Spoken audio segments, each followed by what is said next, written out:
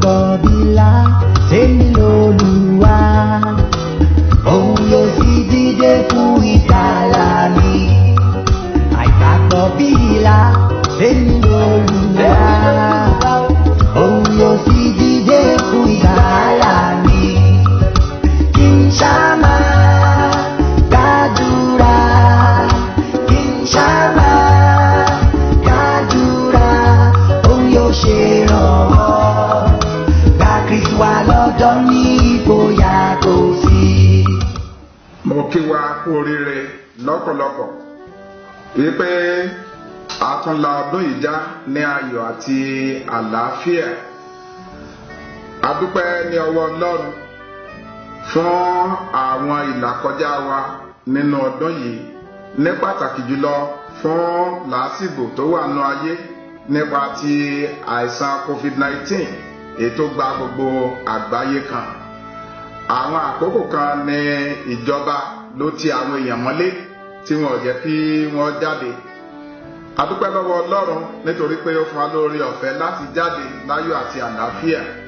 A dúpẹ́ lọ́wọ́ Ọlọ́run nítorí pé ó mú wa la #EndSARS kọjá àti àwọn wàhálà èyí tí ó tẹ̀lé. Ọlọ́run jẹ́ olótìtọ́ sí ọ̀rọ̀ rẹ̀. Ọlọ́run dára sí wa lọ́pọ̀lọpọ̀. Ọlọ́run jẹ́ aláàánú àti olóore. A rí àánú rẹ̀ gbà, a rí ojúrere rẹ̀ gbà, a sì rí ìrànlọ́wọ́ rẹ̀ gbà. Mo ń sọ fún ọ pé bí ọdún yìí ti ń lọ sópin, arákùnrin àti arábìnrin tó ń gbọ́ ọ̀rọ̀ mi lónìí, lórúkọ Jésù ti Násárẹ́tì, ìwọ yóò rí ojúrere Ọlọ́run, wà á rí àánú rẹ̀, wà á rí ìrànlọ́wọ́ rẹ̀. Olúwa yóò bẹ ìdílé rẹ wò, wà á ní ìrírí àlàáfíà, wà á ní ìrírí ayọ̀, wà á ní ìrírí ìbùkún, ọlá àti ọrọ̀ àti ògo Ọlọ́run ní orúkọ Jésù Kristi. Èmi ni àlùfáà àti ọ̀mọ̀wé Bámidélé Ọlásùpọ̀ Oyègòkè, olùṣọ́ àgùntàn ìjọ Mushin Baptist Church, Lagos. Mo kí yín káàbọ̀ sínú ìwàásù ti ọjọ́ òní. Olúwa yóò bùkún fún yín. Jẹ́ kí a tẹríba kí a gbàdúrà. Ọlọ́run bàbá, Ọlọ́run ọmọ, Ọlọ́run ẹ̀mí mímọ́, a dúpẹ́ lọ́wọ́ yín torí pé ẹ dá wa sí, torí pé ẹ kà wá fún àwọn alààyè lónìí láti ìbẹ̀rẹ̀ ọdún yìí títí di ọjọ́ 29 oṣù kejìlá ọdún 2020. A dúpẹ́ o torí pé ẹ jẹ́ Ọlọ́run wa. Ó ní Ọlọ́run yìí, Ọlọ́run wa ní láé àti láéláé. Ó ní yóò máa ṣe amọ̀nà wa títí ikú. Bàbá, gba ọpẹ́ wa. A dúpẹ́ fún àánú, a dúpẹ́ fún ààbò, a dúpẹ́ fún ojúrere, a dúpẹ́ fún ìpamọ́, a dúpẹ́ fún ìrànlọ́wọ́, a dúpẹ́ fún ìbùkún yín tá a rí gbà. Lórúkọ Jésù, Olúwa gba ọpẹ́ wa. Níbi gbogbo tá a ti kùnà ògo rẹ, ibi tí a ti dẹ́ṣẹ̀ sí ọ nínú ọ̀rọ̀ wa, nínú èrò àti ìṣe, Olúwa dáríjì wá. Ọlọ́run ṣàánú fún wa. Àkókò náà ní Olúwa láti bá àwọn èèyàn rẹ sọ̀rọ̀, láti gbóhùn rẹ. Olúwa wá mí sí wa. Olúwa wá bá wa sọ̀rọ̀ nípasẹ̀ ọ̀rọ̀ rẹ. Olúwa bá ìní ayé wa pàdé. Iṣẹ́ gan tó fẹ́ kí ọ̀rọ̀ yìí kó ṣe, Olúwa jẹ́ kó ṣe nínú ayé wa. Gbogbo etí tó ń gbọ́ ọ̀rọ̀ yìí lórúkọ Jésù, ẹ ó yè, ẹ ó sì di alábùkún fún. Ògo ni fún orúkọ Olúwa ní orúkọ Jésù Kristi Olúwa wa. Àmín. Bíbélì tí a ó kà ó wà nínú ìwé Òwe orí 23 ẹsẹ̀ 18.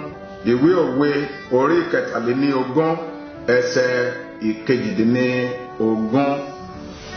Nítorí pé ìkẹyìn ń bẹ nítòótọ́, ìrètí rẹ kì yóò sì ké kúrò.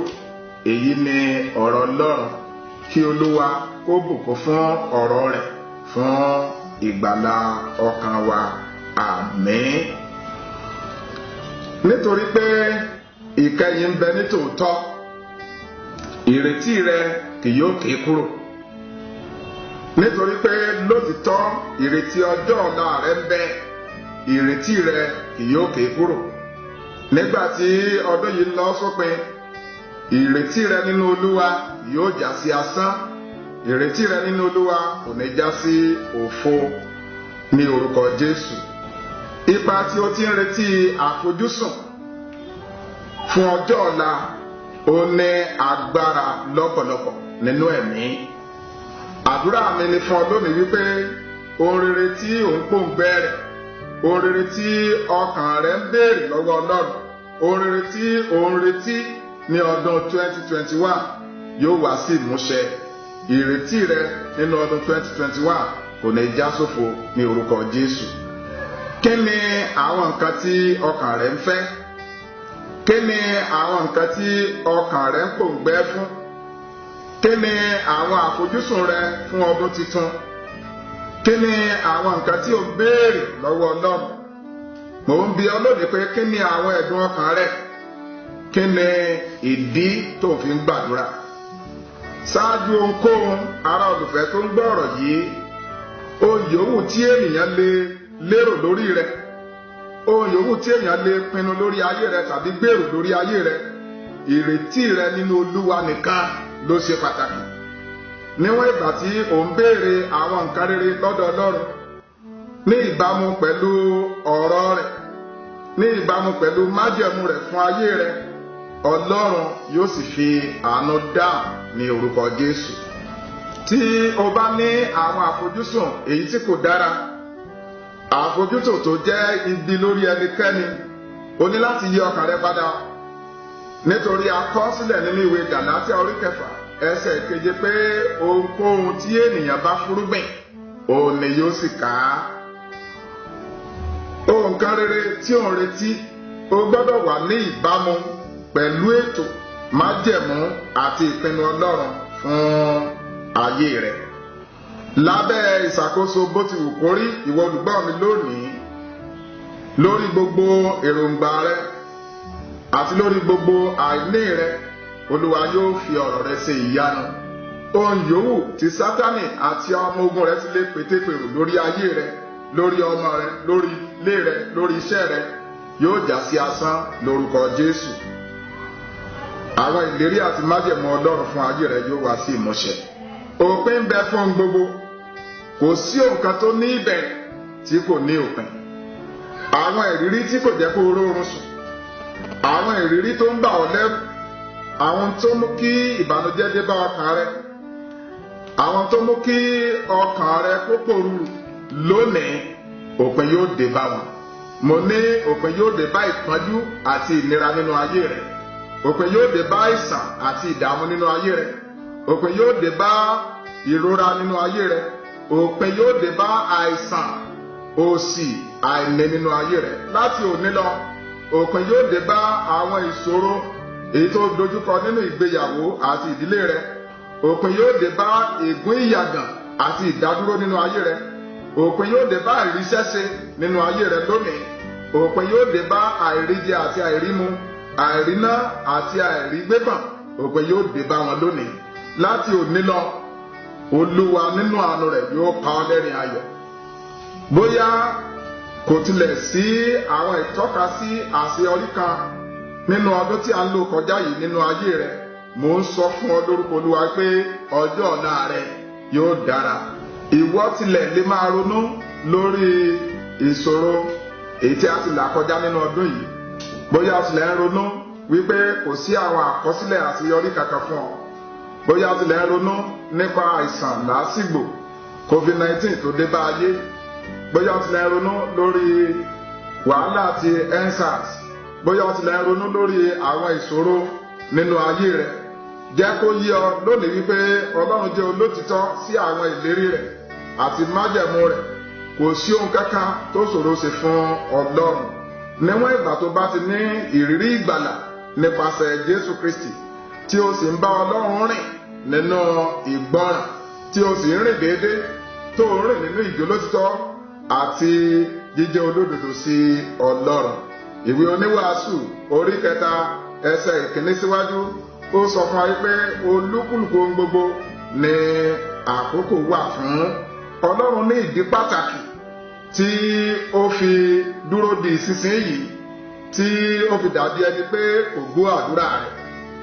Àkókò rẹ̀ yóò dé tí Ọlọ́run yóò bì ẹ́ wò. Àkókò rẹ̀ yóò dé tí Ọlọ́run yóò sọ tuntun nínú ayé rẹ̀.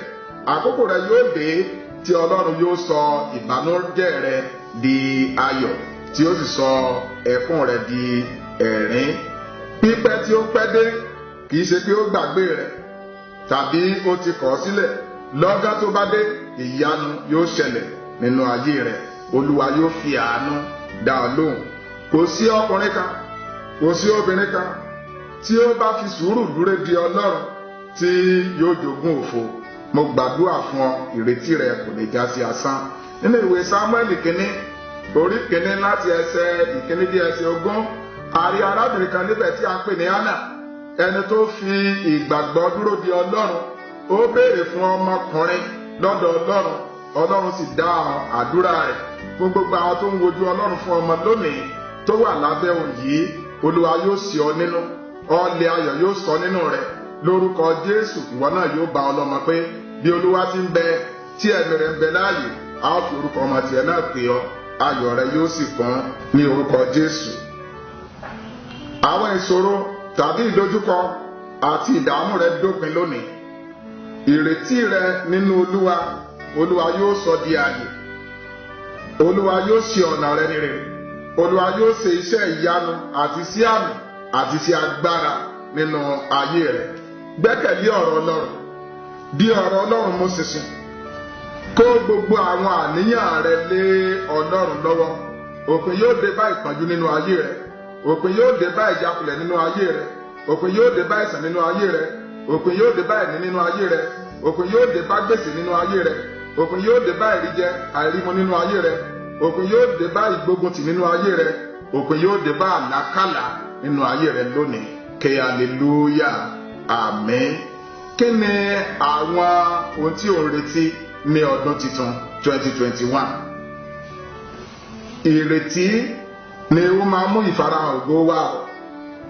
Nínú Iṣẹ́ àwọn Àpọ́stélì orí 3, a rí arákùnrin kan níbẹ̀ ní ẹnu ọ̀nà dídára, lẹ́nu ìloro dídára yẹn.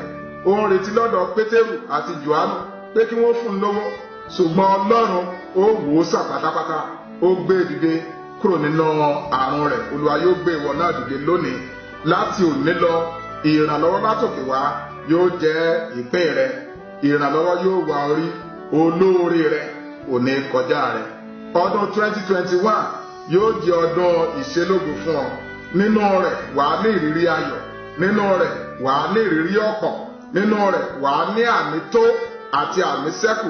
Nínú ọdún 2021 ìwọ yóò lu àlùyọ. Ìbùkún Ọlọ́run yóò jẹ́ ìpín tìrẹ. Ọrọ̀ lẹ́kùnrẹ́rẹ́ yóò jẹ́ ìpín rẹ. Ọ̀run rẹ yóò ṣí sílẹ̀. Láti òní lọ, Olúwa yóò mú ọ láradá. Olúwa yóò dá ọ nídè. Olúwa yóò tú ọ sílẹ̀. Olúwa yóò sọ ọ di òmìnira. Olúwa yóò sọ agbègbè rẹ di ńlá. Olúwa yóò bùkún fún ọ gidigidi. Ìwọ ò sì ní mọ òṣì mọ́ nínú ìrìn àjò ayé rẹ. Àmín. Ìwé Òwe orí 10 ẹsẹ̀ 14. Òwe orí 10 ẹsẹ̀ 14. Ó ní ìbẹ̀rù ènìyàn búburú ń bọ̀ wá bá, ṣùgbọ́n ìfẹ́ olódodo ni a ó fi fún un. Ìbẹ̀rù ènìyàn búburú ó ń bọ̀ wá bá, ṣùgbọ́n ìfẹ́ olódodo ò ní a ó fi fún un. Obìnrin onísun ẹ̀jẹ̀ ọdún 12 ló ti ń lọ káàkiri. Nínú ìwé ìrere ti Lúùkù orí 9 ẹsẹ̀ 24, ó ní níwọ̀n ìgbà tí mo bá fi ọwọ́ kan ìṣẹ́tí aṣọ rẹ̀, ara mi yóò yá gágá. Lọ́gán tó fọwọ́ kan ìṣẹ́tí aṣọ rẹ̀, ó gba ìmúláradá. Ìwọ náà yóò gba ìmúláradá lórúkọ Jésù. Ìwé orin Dáfídì orí 9 ẹsẹ̀ 18 wípé nítorí pé a kì yóò gbàgbé àwọn aláìní láéláé, àbá àwọn tálákà kì yóò ṣègbé láéláé. Àbá àwọn tálákà kì yóò ṣègbé láéláé. Bí Ọlọ́run ti wà tí ẹ̀mí rẹ̀ sì wà, òpin dé bá ogun jíjà nínú ayé rẹ lónìí. Òpin dé bá ìdájọ́ àìṣòdodo nínú ayé rẹ lónìí. Òpin dé bá ìdààmú nínú ayé rẹ lónìí. Òpin dé bá ìgbèkùn nínú ayé rẹ lónìí. Òpin dé bá ìpọ́njú nínú ayé rẹ lónìí. Òpin dé bá ìkorò nínú ayé rẹ lónìí. Gbogbo tí í ṣe òkúta ìdènà lójú ọ̀nà rẹ ni Olúwa yóò mú kúrò. Òpin dé bá ìdádúró lónìí. Òpin dé bá ìsàn nínú ayé rẹ. Òpin dé bá àìní nínú ayé rẹ. Àìríná, àìríjẹ, àìrímu, àìrígbépà ó dópin nínú ayé rẹ lórúkọ Jésù. Ará olùfẹ́ tó ń gbọ́rọ̀ yìí lónìí, àkókò àti àǹfààní ńláńlá ní eléyìí fún ọ láti gba Jésù gẹ́gẹ́ bí Olúwa àti olùgbàlà ìgbésí ayé rẹ, kó o sì ronúpìwàdà lótìtọ́, kó o ṣe àtúnṣe ní ọ̀nà tí ó yẹ, kó o ké pe Jésù lónìí, kó o fi òpin sí ogun jíjà, ìdààmú, wàhálà, ìpọ́njú àti ìnira nínú ayé rẹ. Bẹ́ẹ̀ ni yóò rí ní orúkọ Jésù Kristi Olúwa wa. Àmín. Ẹ jẹ́ kí a gbàdúrà. Bàbá aláàánú jùlọ, bí a ti ń lọ sínú ọdún 2021, jẹ́ kí iná ẹ̀mí mímọ́ kó máa jò nínú ayé wa. Jẹ́ kí iná ẹ̀mí mímọ́ kó máa jò nínú ayé àwọn olùgbọ́ ọ̀rọ̀ yìí. Láti òní lọ, jẹ́ kí ọ̀run kó ṣí sílẹ̀ fún wọn. Àwọn àyànfẹ́ wọ̀nyí tó tẹ́tí sí ọ̀rọ̀ yìí lónìí, jẹ́ kí ilẹ̀kùn àánú kó ṣí fún wọn. Gba orí ọ̀fẹ́ láti ṣe ìfẹ́ Olúwa. Gba agbára láti ṣe ìfẹ́ Ọlọ́run. Olúwa yóò ṣe ohun tuntun nínú ayé rẹ. Olúwa yóò ṣe àṣepé nínú ayé rẹ. Àwọn ìbùkún tó ti rí gbà nínú ọ̀rọ̀ ìwàásù tòní yóò bá ọ kalẹ̀ ní orúkọ Jésù Kristi Olúwa wa. Àmín. Ọdún 2021 yóò jẹ́ ọdún orí ọ̀fẹ́ àti àlàáfíà ní ẹ̀kúnrẹ́rẹ́ fún ọ, fún àwọn ọmọ Ọlọ́run, fún àwọn ọmọ ìjọ Mushin Baptist Church. Mo kí i pé a kú ọdún yìí yóò tù wá lára. Kí Olúwa kó bùkún fún yín ní orúkọ Jésù. Àmín. Ìfẹ́ tó fi hàn kó jẹ́ kí n rò pé yóò bí mi sílẹ̀ nínú wàhálà. Ìfẹ́ tó fi hàn kó jẹ́ kí n rò